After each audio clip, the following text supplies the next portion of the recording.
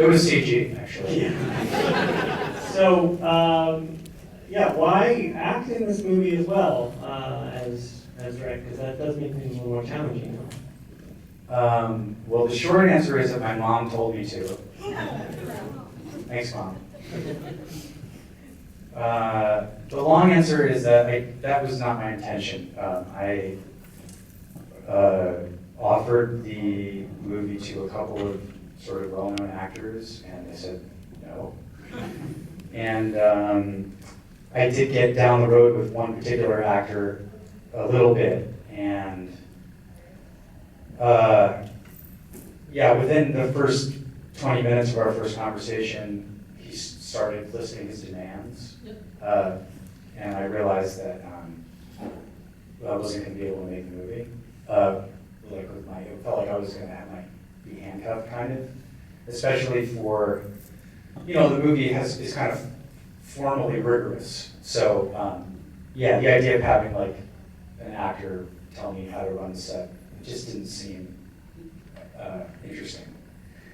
And so then I did kind of casting call in New York, saw a lot of New York theater actors, and I saw some great actors, but I just know this world really well, the kind of advertising tech world, having worked in it. So I felt like I wouldn't have to translate certain things. But it ended up being not good for my health to direct and act in a movie, so I wouldn't recommend it unless you have to do it. A question kind of about the effects. Obviously, one of the things that is very cool about the movie is the effects that you bring in the beginning, this VR world, and carry throughout the film. Obviously, it was a low-budget film, so I guess it's sort of a two-part question. One, how did you design those effects, and how did you pull them off? I assume on a budget.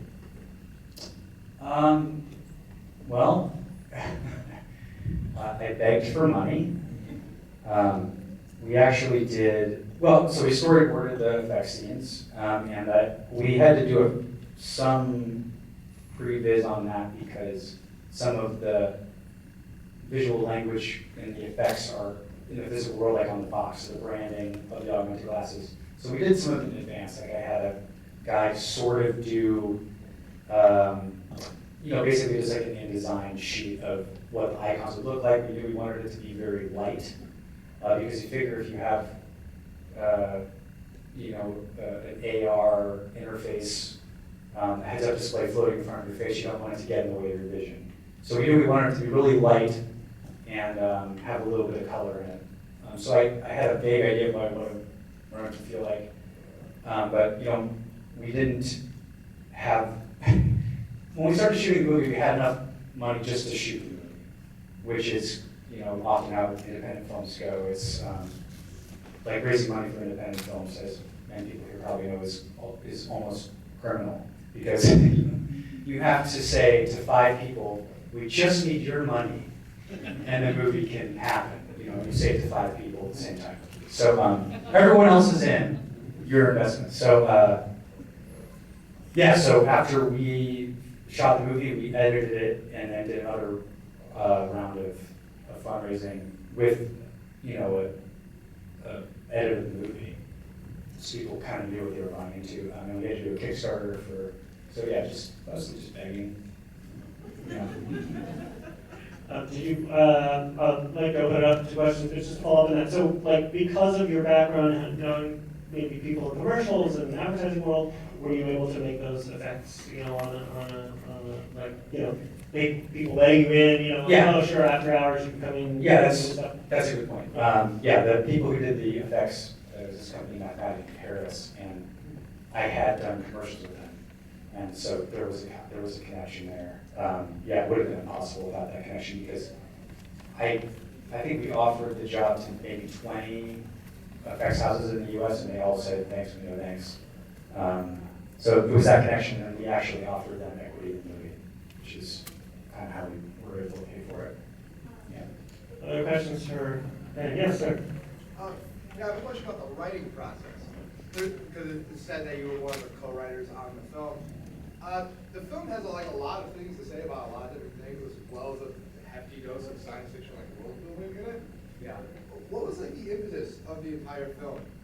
Like, what did you try and design? Like was the idea behind the film the technology, or was it more the love story between David, Sophie, and Juliet? That's a great question. The first draft, the original outline was really about the love triangle. And the technology was kind of like a detail that I thought was sort of like a little flourish. And so what I set out to do was to make, it's a classic, kind of love triangle, like that's what I wanted to do, but I wanted to do it inside of sort of the social satire about gentrifying Brooklyn. And so I intended to do it in black and white. I intended to kind of have these, bourgeois types creating messes for themselves. And the inspiration for that was mid-60s Italian movies, Antonioni, yeah. And so like La Notte and La Ventura and La Dolce Vita. So it's sort of that same milieu, like beautiful bourgeois people who are like, oh, why aren't I happy? I'm not happy, So that's what I started out wanting to do. And I wanted it to be unlike Antonioni. Well, maybe Antonioni's movies are very dry comedies from a certain point of view, but I wanted to do that, but a little bit of a comedy.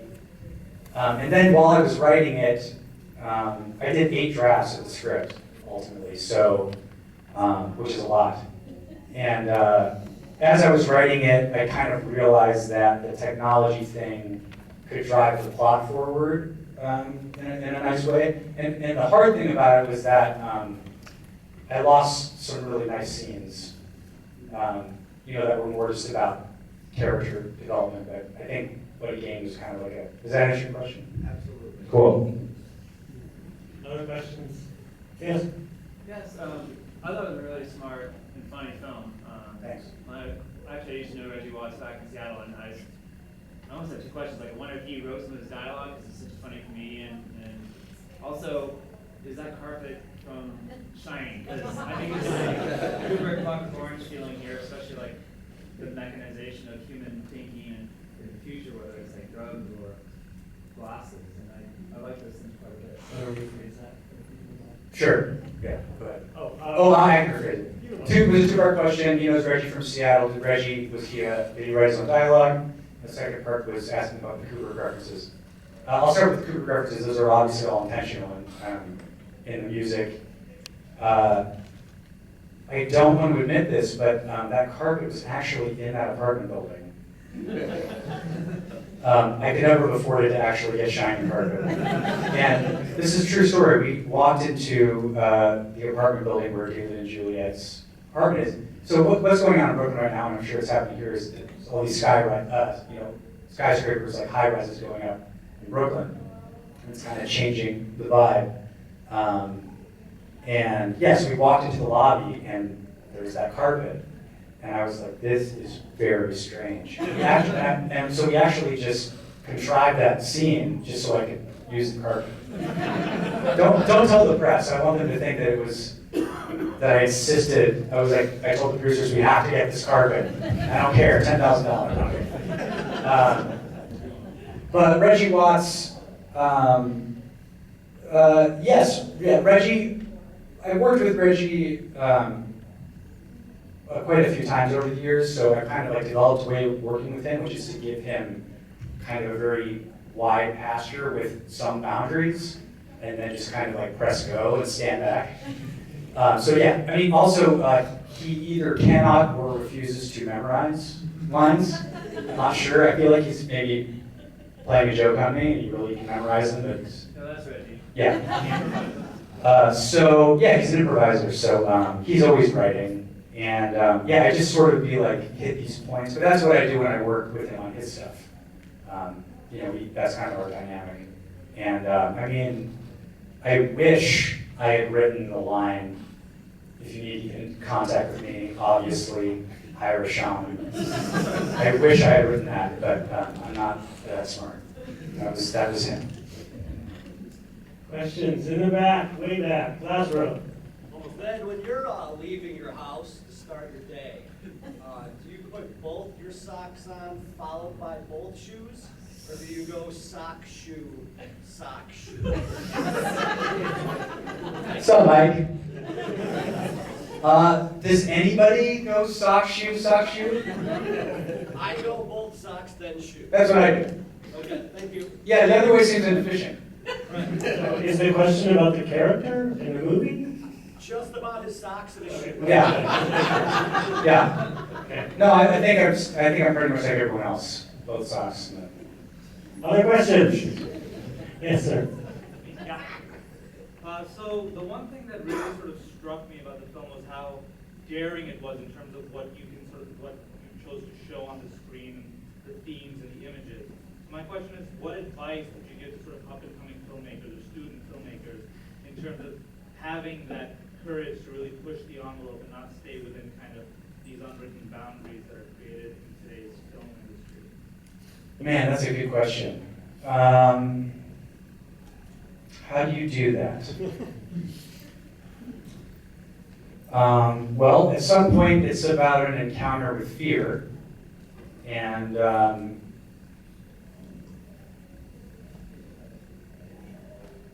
along the way, everyone's going to tell you the right way to do something, right? And I don't know, like how do you develop the ability to kind of like weed out that advice? I think I can only speak from my personal experience. There's some kind of relationship that I have with the original vision that changes and fluctuates, and sometimes I feel like it's a dysfunctional relationship, and sometimes I feel like it's a love, romantic relationship, and sometimes we're fighting, and sometimes it's erotic, but staying in, that's the best way I can think of this metaphor, staying in relationship with the original vision, I think is the essence of the job of directing, from beginning to conception to the end.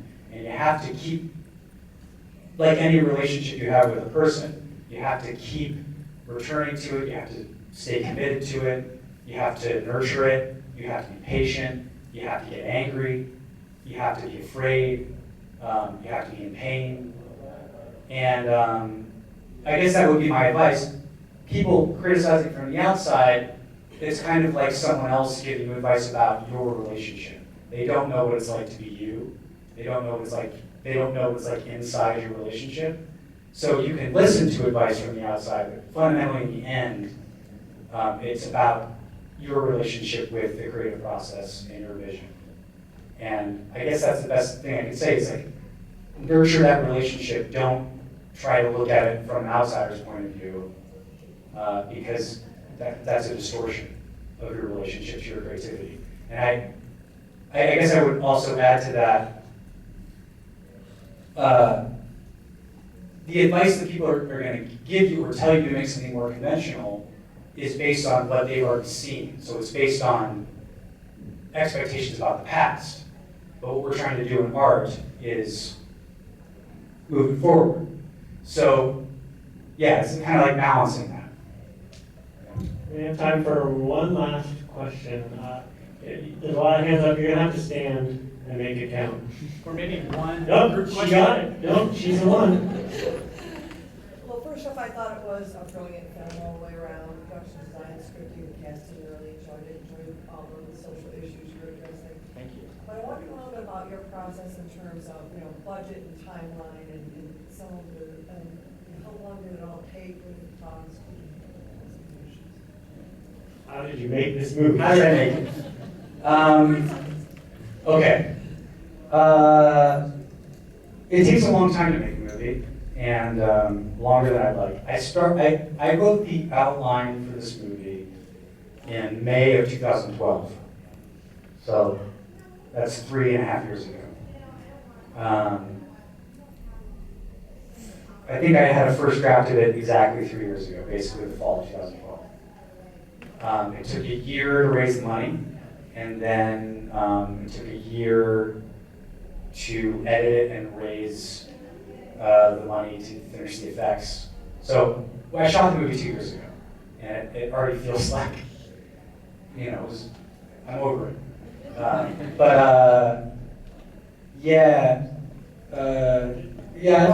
The budget, the production budget was $500,000, which is pretty high for an indie these days, for a legitimate indie these days with no stars. But we have a 25-day schedule, which is pretty generous. And as you can see, the production value is pretty high. So we needed that much money, and I guess I had good producers, and I don't even know where to start. It's just like you kind of just snowballs, you know. You say, I'm gonna make this happen, and then you're not so sure, and then either it does or it doesn't. In this case, it did. So I'm afraid we're out of time. I asked you guys to actually clear the theater pretty quickly because we do have a big line out there. Thank you, Ben. Thanks, guys, for coming. Appreciate it. Yeah.